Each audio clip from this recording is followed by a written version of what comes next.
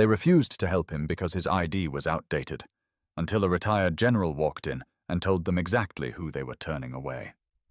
Walter Jenkins pushed the glass door open with the side of his cane, stepping slowly into the cool interior of the First Pacific Bank on J Street in Sacramento.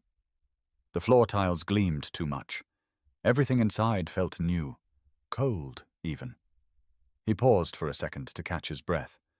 The trip from his apartment, just 4 blocks away, had taken him longer than usual. His right knee throbbed with every step, a leftover gift from his days fixing tanks in the thick muck of Vietnam. He wore his old army cap, the one with the faded 1st Cavalry Division patch barely hanging on by the threads. His flannel shirt was tucked into worn jeans held up by a belt that had lost its original color. In his breast pocket, folded carefully, was a check for $85. Money his daughter sent every month to help cover groceries. She lived in Idaho now, had 2 kids of her own. Good kids. Busy. But she always remembered to send the check. Walter made his way to the shortest line and waited behind a middle-aged man tapping loudly on his phone screen. The bank was quiet. People were either scrolling or staring at the floor. The kind of place where no one smiled unless they had to. When it was finally his turn, he stepped forward, smiling at the young teller behind the counter. She had a tight bun, long acrylic nails, and a look in her eye that said she was already annoyed. "Hi there," Walter said, his voice a little raspy but kind. "Just here to cash a check." She glanced at the check, then looked back at him. "ID, please." "Sure," he said, reaching into his back pocket.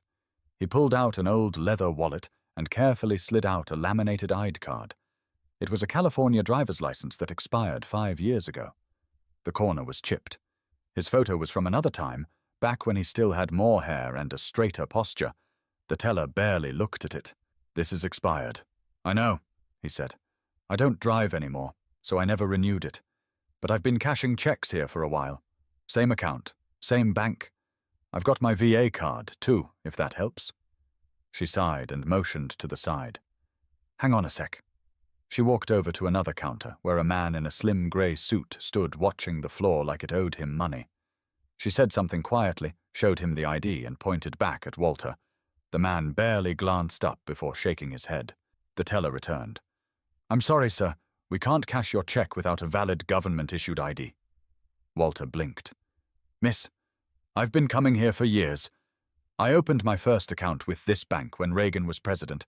I've got checks with my name. I've got the VA card. I've got this cane, for heaven's sake. I didn't buy that as a prop." "It's not about that," she said, clearly annoyed now. "It's policy." Walter paused, then quietly said, "I'm not trying to cause trouble. I just need this cashed. I need groceries." Another man behind him sighed loudly. The line had grown longer. One woman glanced over at Walter, then quickly looked away. A teenager in a hoodie took a step back, like this was about to get messy. "I understand," Walter said, voice softer now. "But there's got to be something you can do. I already asked my manager," she said, pointing to the man in the suit. He said no. Walter looked over. The manager didn't meet his eyes, just stood with arms folded, checking his watch. Walter let out a breath and stepped aside. His shoulders slumped just a little. He gripped his cane tighter. He wasn't angry, just tired. There was a difference. But the thing that got to him most wasn't the refusal. It was how nobody looked at him. Like he wasn't there. Like he hadn't built engines in a jungle halfway across the world to keep other men alive. Like he hadn't earned anything at all. But then, just as he turned to leave, the door behind him opened, and someone walked in who remembered exactly who Walter Jenkins was. General Robert Langston hadn't meant to stop at the bank that day. He was on his way to a lunch meeting with a city councilman, some veterans' housing initiative that had stalled in committee for months. He figured he'd swing by to deposit a check, grab a coffee, and maybe walk through Capitol Park to clear his head before another round of red tape. But as soon as he stepped inside the First Pacific Bank and caught sight of Walter Jenkins standing near the counter, head slightly bowed, cane planted like a third leg, he knew this detour wasn't an accident. Langston recognized that back, that profile, the tilt of the shoulder from an old injury, the way Walter stood like he was always half on guard, even now, but Walter didn't see him. He was focused on the same teller who now leaned toward another customer, chatting and laughing like nothing had happened. Walter hadn't moved yet. He stood there like someone unsure of what to do next, like a guest in a house that used to be his but no longer felt like home. Langston waited, watching for a moment. The air felt stale. No one spoke to Walter. No one acknowledged him. Even the manager, who clearly had the authority to do something, was already walking toward his office, tapping on his phone. Langston walked forward slowly. "Walter?" The old mechanic turned, blinking. "Sir? It's Robert Langston," he said, stepping closer. "You worked on my convoy near Camran Bay. Saved our rear ends when that axle locked up outside Long Bin. You remember?" Walter's face cracked into something between a smile and disbelief. "I'll be damned. You still alive?" Langston chuckled. "Barely. But still standing." They shook hands. Walter's grip still strong. And the moment held. Two men with decades between their last meeting and this one, tied together by memories soaked in heat, oil, and gunpowder. "What happened?" Langston asked, gesturing to the check still in Walter's hand. "Ah," Walter said, brushing it off. "Just a little policy thing. They won't cash the check without a valid ID. Mine's expired. I told them I got my VA card, account info, everything. But the teller said no. Manager didn't even look at me." Langston's smile faded. "Is that right?" Walter nodded. "It's all right. I can come back some other time, maybe with my daughter on the phone. Or not, I've still got a few cans left at home." Langston turned toward the counter. The teller looked up as he approached. She didn't recognize him, not yet. Just saw another man in a sport coat. Another complaint coming. "Can I help you, sir?" she said. "Yes," Langston said. "You can help that man right there. His name is Walter Jenkins, Vietnam vet. Fought under my command. You just denied him service over an expired ID?" The teller glanced at Walter, then back at Langston. "Sir, it's just policy. We can't cash checks without—" "I don't need the speech," Langston interrupted. "What I need is for someone here to explain why a man who wore the uniform and risked his life for this country is being treated like he's invisible." "Again, sir," she said, shifting slightly. "We're just following protocol." "Do you know what protocol is?" Langston asked, his voice still level. "It's a rule someone wrote, often without thinking about people like Walter. You don't ignore context. That's what separates human beings from a vending machine." The manager had stepped out of his office now, clearly sensing something was off.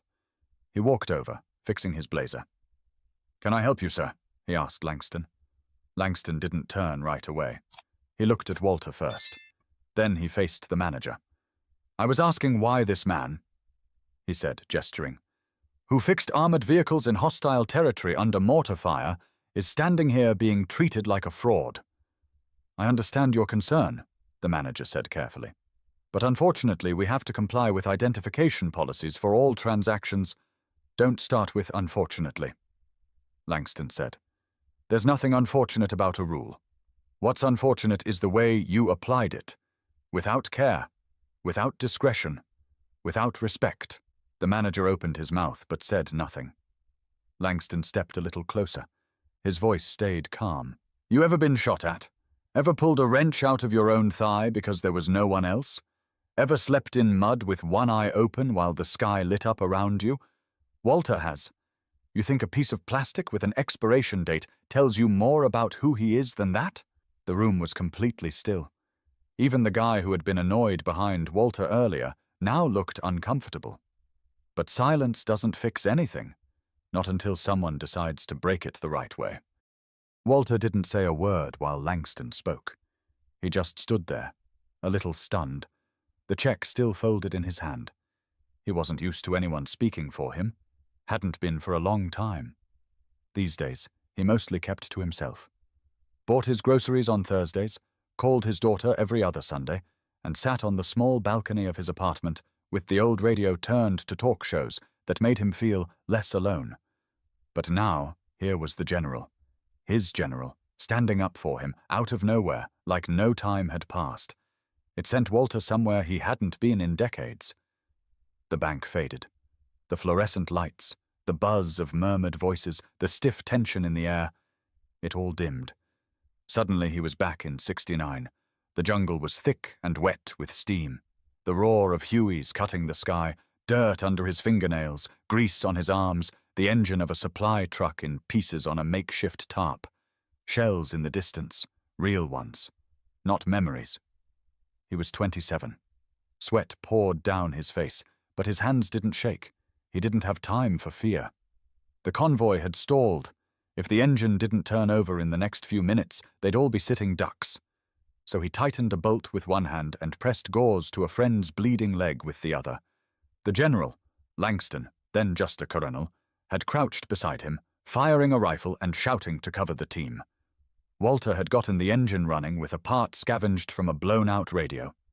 It wasn't supposed to work, but it did. That wasn't even the worst of it. He'd been in worse places, knee-deep in water with leeches crawling into his boots, climbing into half-crushed Humvees to pull out bodies, wrapping wires with one hand while the other held a flashlight between his teeth. He never talked about that. Not to his daughter, not to anyone. Not because he was ashamed.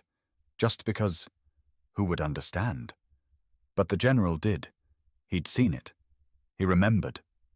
And now, decades later, they were standing in a spotless bank surrounded by people who didn't know any of it. Didn't care. Saw Walter as an old man, slow and outdated. "I'm sorry," Walter said softly, almost without meaning to. Langston turned to him. "For what?" "I don't want to cause a mess," Walter replied. "I've gotten by just fine. They got their rules."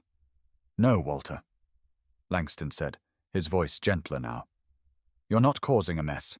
You're reminding people how easily they forget."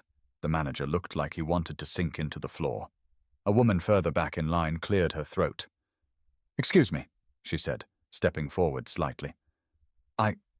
I didn't mean to eavesdrop, but that man was in the service?" Langston looked her in the eye. "He was the reason a dozen of us made it back. That's not an exaggeration." She looked at Walter with new eyes. "Thank you," she said.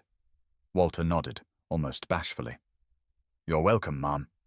The teller still stood frozen, unsure what to do. She glanced at the manager, waiting for a signal, but the manager seemed stuck between embarrassment and regret. He looked at the check in Walter's hand and then at the teller. "Cash it," he muttered. "Now." The teller moved quickly, suddenly focused. She took the check with careful hands, like it might crumble under pressure. Langston stepped back slightly, letting the space between them breathe. "You should never have had to explain yourself, Walter. Not here. Not anywhere." Walter gave a little chuckle. "It's all right. I'm used to it. Been invisible for a long time. No one should get used to that," Langston said. The woman who had thanked Walter earlier looked around at the rest of the customers. No one else said anything, but several of them looked guilty now. They hadn't spoken up. They hadn't even looked up. And that silence, it lingered. But Langston wasn't going to let the lesson end with just a transaction. There was more to say, and everyone in that room needed to hear it. Langston didn't like using his rank for personal matters. It made him uncomfortable. He'd worked his entire career to teach younger soldiers how to lead without flashing titles. But there were moments, rare ones, when silence cut too deep and names carried weight for a reason. This was one of them. As the teller returned from the back office with Walter's freshly counted bills, Langston stood quietly, scanning the room. No applause, no gasps, just shifting feet and downcast eyes. Not because of guilt, exactly, but because they'd just realized they'd been in the presence of someone who mattered and didn't act like it. Walter didn't rush to take the money.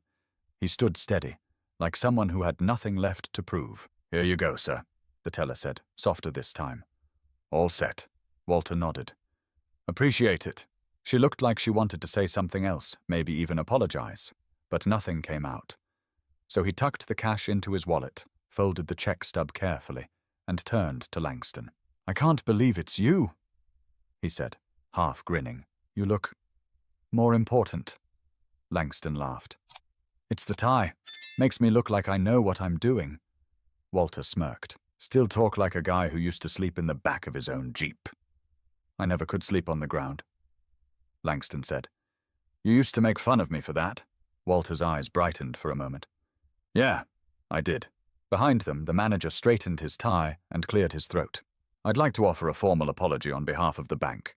We weren't aware of Mr. Jenkins' history. Otherwise, we might have… Langston cut him off. Don't finish that sentence. The manager froze. See, that's the problem, Langston continued. You think respect has to be earned with credentials or history. What about decency? You had a man here, elderly, polite, and just trying to cash a check, and you turned him into a complication. The manager's face flushed. Langston took a step closer. Not aggressive, just firm. If he hadn't worn that hat, you'd still be ignoring him.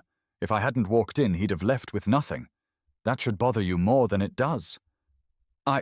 I understand, the manager said quickly. We'll review our procedures. Langston turned back to Walter. Come on, let's get out of here.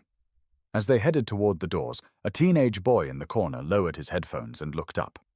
Sir, he called out. Walter stopped. Were you really in the war? The boy asked. Walter turned around. I was. Vietnam? The kid said. Yeah, Walter replied. Mechanic. Got stuck with a lot of busted engines and busted people. The boy stood up. That's cool. Walter tilted his head. Wasn't really cool at the time, but thanks.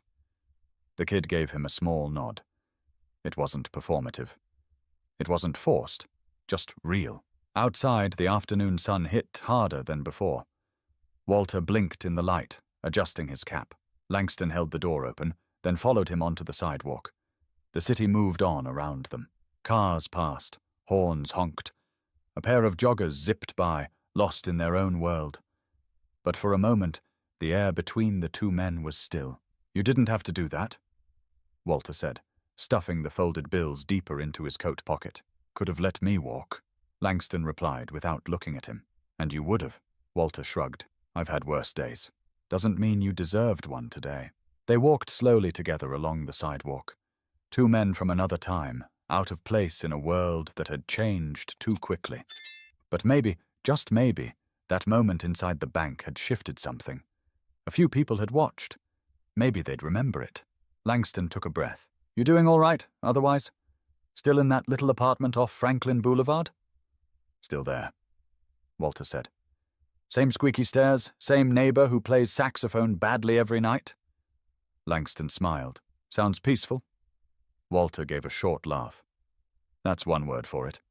But peace isn't always about quiet. It's about being seen. And for the first time in a long time, Walter felt like someone actually saw him again. The two men kept walking until they reached the bench across from the old record store, the kind of place that had long since stopped selling anything but memories. Walter sank into the bench with a slow exhale, adjusting his grip on the cane before resting it between his knees. Langston remained standing for a moment, scanning the street, before finally sitting beside him. They sat in silence. Then Walter broke it. I wasn't even mad, you know, he said quietly. Not really. Langston turned. No? No, Walter said. I've been turned down for more important things than a check. Housing stuff. Benefits. Hell, I once got denied a flu shot because the guy said I didn't look like a priority. Said I could wait. Langston shook his head. That's the part that gets under my skin. Not just what they did, but how easy it was for them to do it. Walter looked at him. You know what bothers me? What? I didn't even expect better. Langston didn't answer at first. The honesty in Walter's voice stung more than the incident itself.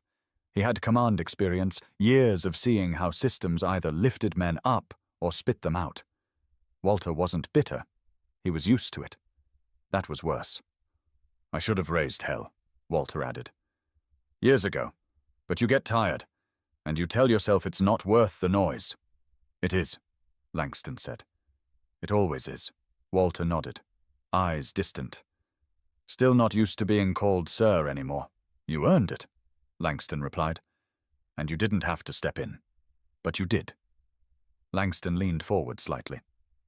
Let me tell you something. When I came back home in '73, I walked into a diner wearing my uniform.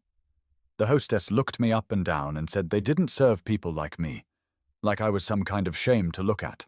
Walter raised his eyebrows. Langston went on. I kept walking. Sat down anyway. Some guy threw a sugar packet at me from across the room. Didn't even look my way. Just did it. Like I wasn't even human. Walter was quiet for a long second. I guess we all carried something home. Yeah, Langston said. But no one sees it unless we show them. A breeze passed, carrying the smell of baked asphalt and fried food from the deli down the block. Cars cruised slowly through the late afternoon sun. In the window of the record shop, a small TV played black and white clips of old jazz concerts. The sound was too faint to make out, but the trumpeter's cheeks puffed with conviction. Walter leaned back, closing his eyes. You know, when I was over there, I used to tell myself that one day, when I was old, I'd get to sit on a porch with a cold beer and nobody would ever question if I belonged there. Langston didn't interrupt. I pictured grandkids running around. Walter continued. Laughter, barbecue smoke in the air. That whole picture people have in their heads. You don't have grandkids? Langston asked gently. Walter shook his head. Only one daughter. She's good to me, though. Calls often. But life got away from her. Got away from me, too. Langston looked at him. That check today. Was that all you had? Walter hesitated, then nodded. For now. Langston sighed, pressing his palms together. You should never have to scrape for basic things. I know pride's a thing, but there are ways to get help. Real help. Walter waved him off gently. I know, but it's not just about money. It's about how it feels walking in a place like that and knowing you're just a problem to solve. An inconvenience. Langston's tone dropped lower. They'll remember today. I made sure of that. Walter turned to him with a small, sideways grin. Oh, I think you scared the hell out of that manager. Langston chuckled. Good. He needed it. They shared a laugh. Not loud, but real. A laugh pulled from someplace deeper than the moment. But before they left that bench, Langston had one more thing to ask. A question that would change what came next. Langston looked over at Walter again, studying him quietly before speaking. You ever thought about telling your story? He asked. Walter tilted his head. Telling it to who? To anyone who needs to hear it. Walter huffed. Most folks don't want to hear it. They say they do, but they're really just waiting for you to wrap it up so they can talk about gas prices or their phone bill. Langston shook his head. I don't mean casual small talk. I'm talking about real stories. What it took to survive. What it felt like to come home to a country that barely remembered you. Walter raised an eyebrow. You trying to get me on a stage? Langston didn't smile this time. I'm inviting you to a Veterans Roundtable next Thursday at the Elk Grove Community Center. It's not a show. It's 10 or 15 of us who talk, listen, argue sometimes, but we don't let anyone feel like they're shouting into a hole. Walter leaned back on the bench. I haven't been around other vets in a long time. That's why I'm asking. Walter looked down at his hands. They were calloused, but still steady. His right thumb had a scar from a broken socket wrench. His knuckles were bony now, the skin thinner. But he remembered a time when those same hands could lift an engine block without a second thought. He looked back at Langston. What would I even say? Langston shrugged. Tell them about that truck in Long Bin, or about the time you made a working radio out of a busted fan and a matchbox. You don't have to be polished, you just have to be honest. Walter laughed under his breath. You remember that thing? The fan radio? Of course I remember. I yelled at you because I thought you were wasting time. Then it picked up a signal from Saigon and saved us from driving into a trap. Walter rubbed his chin. That was a weird day. Loud. Smelled like copper and cordite. They were quiet again. But this time the silence was easier. Langston reached into his coat pocket and pulled out a small, folded piece of paper. He handed it to Walter. Flyer for the event. My number's on the back. If you come, great. If not, well, I'll probably keep bugging you anyway. Walter looked at the flyer.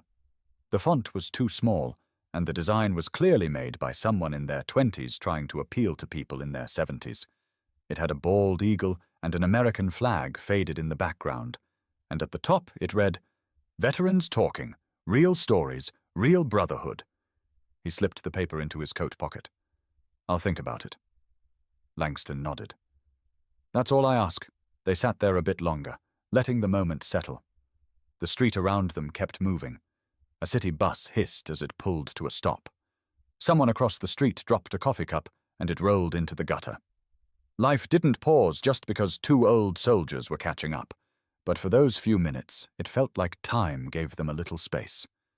Then Walter said something unexpected. "You know, I didn't save that convoy for recognition. I didn't think about medals or stories. I just knew if I didn't fix that truck, men would die. That was it. That simple." Langston looked at him. "I know. But this thing today," Walter continued, "this little moment in a bank, it reminded me that silence lets people forget. If you never speak up, they'll never know what you've seen, or what you've done, and maybe they'll keep treating every old man with a cane like he's already halfway gone." Langston didn't say anything. He just nodded once. Walter adjusted his cap, then added, "You weren't just speaking for me in there. You were speaking for all the ones who didn't make it back to stand in line. And for the ones who did, but don't have the strength to speak anymore." Langston's jaw clenched, not in anger, but in recognition. "Maybe," Walter said slowly. "I will come next Thursday." Langston gave him a look, not one of praise, just quiet affirmation. "Good," he said. "We need your voice." But before they parted ways, there was one more moment of reckoning, something waiting just around the corner that neither of them expected. Back at the bank, things hadn't quite settled. Inside the manager's office, the door now shut, a call was already in progress. The branch manager, whose nameplate read Jordan Reeve, stood stiffly behind his desk, holding the receiver like it might bite him. On the other end of the line was the bank's regional director, Angela McCoy, who'd spent the last 15 minutes getting a rundown of what had happened from another employee who texted her mid-incident. "No, I'm not asking." Angela's voice rang clear. "I'm telling you, you call that man, you apologize, and you get ahead of this before it spreads. That man has a name." "Walter Jenkins," Jordan replied, his voice tight. "And the man who intervened?" Jordan swallowed. "General Robert Langston. Retired. U.S. Army." There was a long pause. "Jesus, Jordan," Angela muttered. "You just turned away a war veteran with expired ID, and doubled down when a general vouched for him. That's not just a PR risk. That's a reflection of judgment." "I didn't know who he was," Jordan said quickly. "You shouldn't have needed to," Angela snapped. "You had an elderly man trying to cash a check with a VA card. That should have been enough for you to stop and think." Jordan shifted in place, still holding the phone. "So, what do you want me to do now?" Angela didn't miss a beat. "First, you call him. Offer a formal apology. Second, send a handwritten letter, something he can hold, not some generic form. Third, I want you and your staff scheduled for a sensitivity and customer experience workshop next week." Jordan sighed. "We've already done the annual compliance." "I said next week," she cut in. He didn't argue again. Angela continued. "And for what it's worth, I'll be reaching out to Mr. Jenkins myself. If we can't do better than this, we don't deserve to call ourselves a community bank." As the call ended, Jordan leaned back, pressing his palms into his desk. Sweat was beading under his collar. He'd been managing branches for almost 10 years, and not once had he found himself at the center of a situation like this. The worst part wasn't the mistake. It was how easily he'd made it. Meanwhile, outside the bank, Walter and Langston had just started to part ways when Walter's flip phone buzzed weakly in his pocket. He stopped, pulling it out slowly and squinting at the unfamiliar number on the screen. He answered with a cautious, "Hello?" "Mr. Jenkins?" came a woman's voice. "This is Angela McCoy, Regional Director with First Pacific. I'm calling personally to apologize for what happened to you today at our J Street branch." Walter looked at Langston, who raised an eyebrow. Angela continued. "I understand you were denied service despite presenting a VA card and being a long-time customer. That should not have happened. We're taking the matter seriously, and I want to assure you corrective action is already underway." Walter stayed quiet for a second. Then he said, "I'm not mad. Just tired. That's all. I completely understand." Angela replied, "But tired or not, you deserve to be treated with dignity. We failed to do that today." Walter let out a small breath. "Thank you for the call." "There'll also be a letter sent to your home," Angela added. "And, if you're comfortable, I'd like to invite you to speak briefly at our next Community Advisory Board meeting. It's just an idea, but hearing from someone like you might change how our staff sees situations beyond policy." Walter chuckled. "I'm getting real popular today." Angela smiled on the other end. "You're already someone worth hearing from, Mr. Jenkins. We just failed to listen in time." They hung up. Langston gave him a look. "She grovel?" Walter grinned. "Just enough." Langston laughed. "Good. It's a start." Walter pocketed the phone. "Never thought I'd see the day when I'd get invited to speak anywhere outside of a waiting room." "You've still got a lot to say," Langston said. "And people who need to hear it." They began walking again, heading toward the bus stop. But what neither of them realized just yet was that this story, this small clash in a small branch, had already started to spread far beyond those walls. The bench across from the bank had emptied, and the sun had started its slow descent behind the rooftops. Walter and Langston stood at the corner, just a few steps from the bus stop. The city hadn't paused, but something about the air felt different now.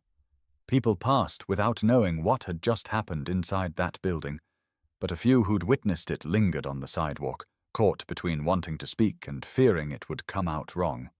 One of them, a young woman with a messenger bag and faded UCLA hoodie, approached carefully. She looked no older than 30.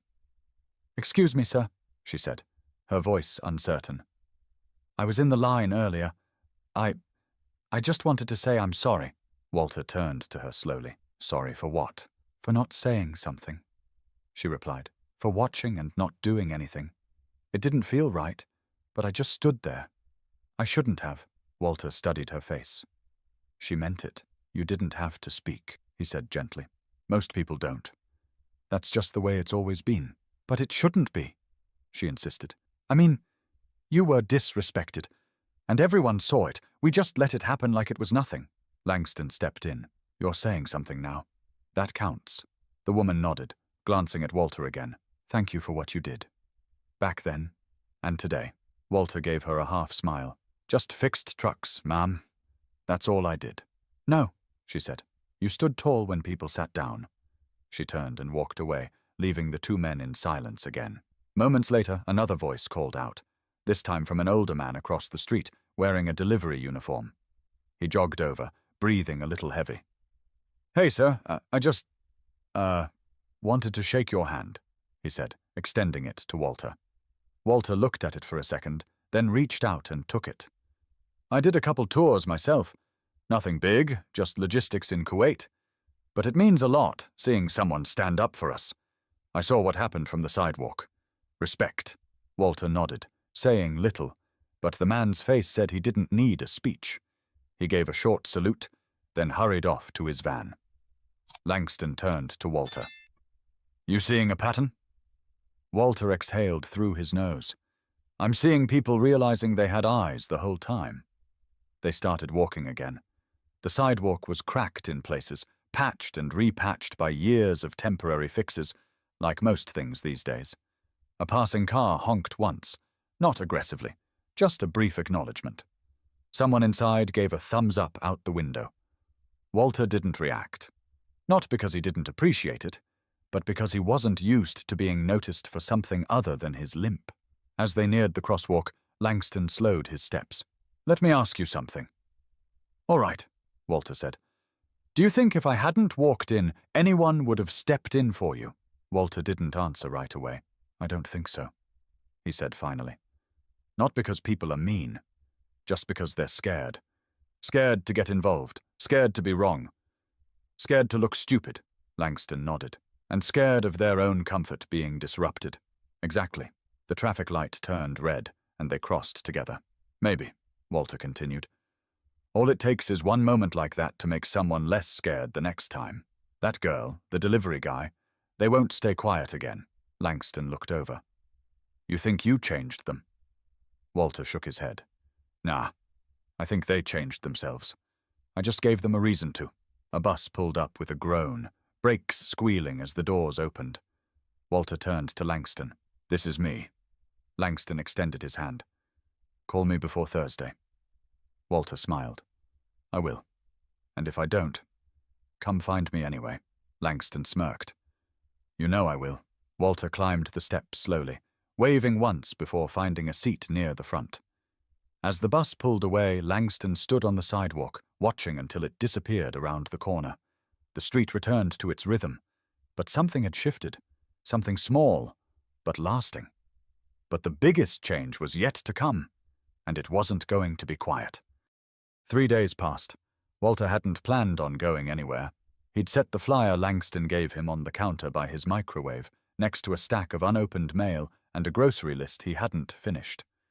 But every time he walked past it, something in him stopped. Not quite guilt, not pressure, something quieter, something like purpose. On the 4th day, he took the flyer with him on the bus to the corner diner. He didn't eat there much, prices were creeping up, but the waitress knew his name, and the eggs came with 2 free refills of black coffee. He took his usual booth, pulled out the flyer, and stared at it between bites of toast. That's when the man in the next booth leaned over and said, You the guy from the bank video? Walter looked up, fork halfway to his mouth. What video? The man held up his phone and tilted it. There it was. Grainy footage from someone's cell phone showing Walter at the counter, Langston stepping in, and the moment the room went silent. The title underneath said, Old Vet Denied at Bank. Then this man walked in. It had over 200,000 views. Walter set his fork down. I've seen that 5 times. The man said.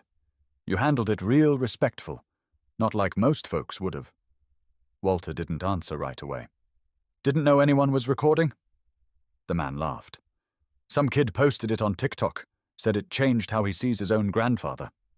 Walter shook his head slowly. Wasn't looking to be on the internet. Maybe you weren't. The man said. But maybe folks needed to see it. By the time Walter got home, he had 3 missed calls. One from Langston, one from a woman at a local news station, and one from someone with a southern accent asking if he'd be interested in speaking at a high school assembly. He sat on the edge of his bed and listened to the voicemails, one by one. After the last one, he picked up the flyer from the table. Maybe it wasn't about one check, or one bank. Maybe the real problem was how many people this happened to every day, and how few had someone like Langston walk in behind them. Later that evening, Walter called Langston back. You see that video? Walter asked as soon as he heard the general's voice. Langston chuckled. Yeah, I've been on the phone all day about it.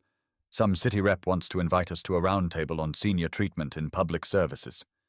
Walter sighed. I didn't ask for this. No, Langston said. But maybe you were supposed to be the one who finally said something, even if it was just by standing there. Walter was quiet. You think this changes anything? Depends, Langston replied.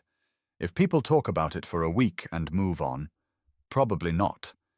But if you show up next Thursday, and the Thursday after that, and keep showing them what quiet dignity looks like, then maybe it does. Walter didn't respond right away. Then he said, I'll be there. The next Thursday, Walter showed up wearing the same cap, the same jeans. He stood at the front of a small room with mismatched chairs and old flags on the wall.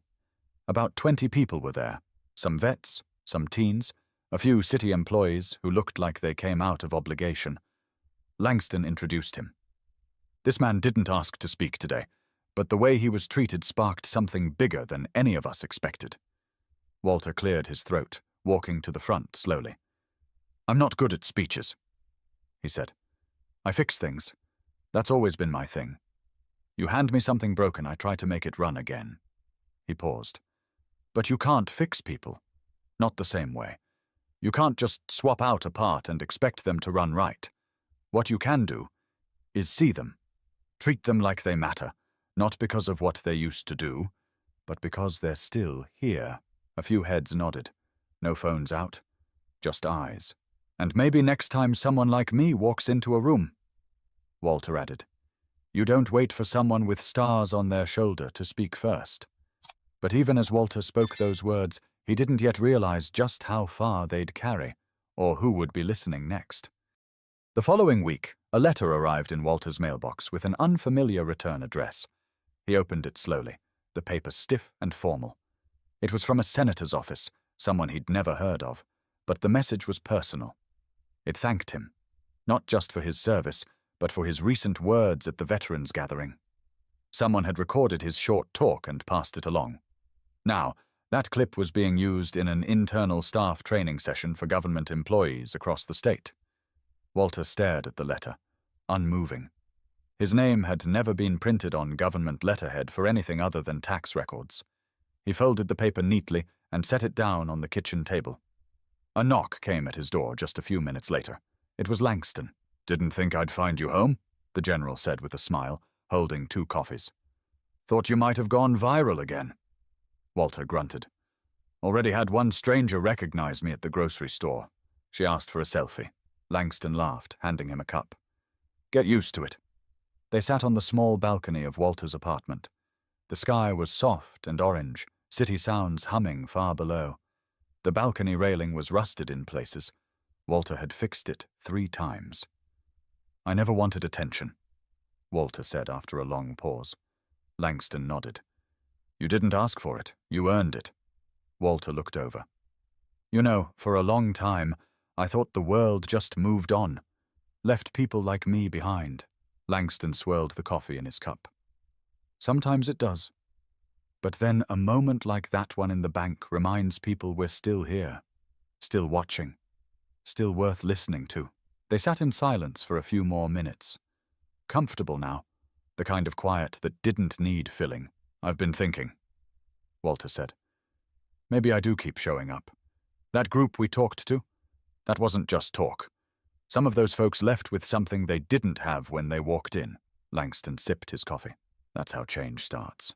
Walter looked out toward the street. A bus passed slowly, its headlights blinking in rhythm. He thought of the teller, of the manager, of the people in line who looked away. Maybe some of them told the story later. Maybe some pretended it never happened. But a few, he was sure now, had seen something worth remembering. "You think people really change?" Walter asked suddenly. Langston thought a second. "Not all at once, but sometimes you witness something you can't unsee. And from that point on, you don't walk the same way anymore." Walter leaned back in his chair. "I like that." "You should," Langston said. "You caused it." They clinked coffee cups gently, not like a toast, just acknowledgement. As the light faded, a breeze cut across the balcony. Walter looked at the faded flag pinned above his window, corners curled from age. He didn't feel like a symbol. He didn't want to be one. He was just a man trying to be treated like he mattered. And somehow that had turned into more than enough. He turned to Langston one last time. "Next Thursday, same place?" Langston nodded. "I'll pick you up. You're part of the program now." Walter smiled. "Guess I better clean my boots." The general stood. "Keep them dusty. That's how we know they've walked through something."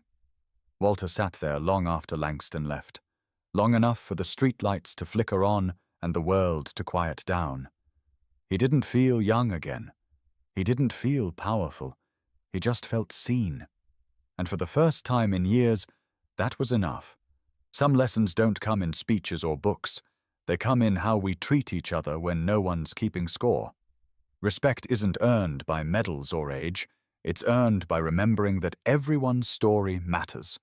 And maybe next time you see someone standing quietly at the back of the line, you'll ask yourself, who's really invisible? And who's just waiting for someone to notice? If this story meant something to you, share it, talk about it, pass it on.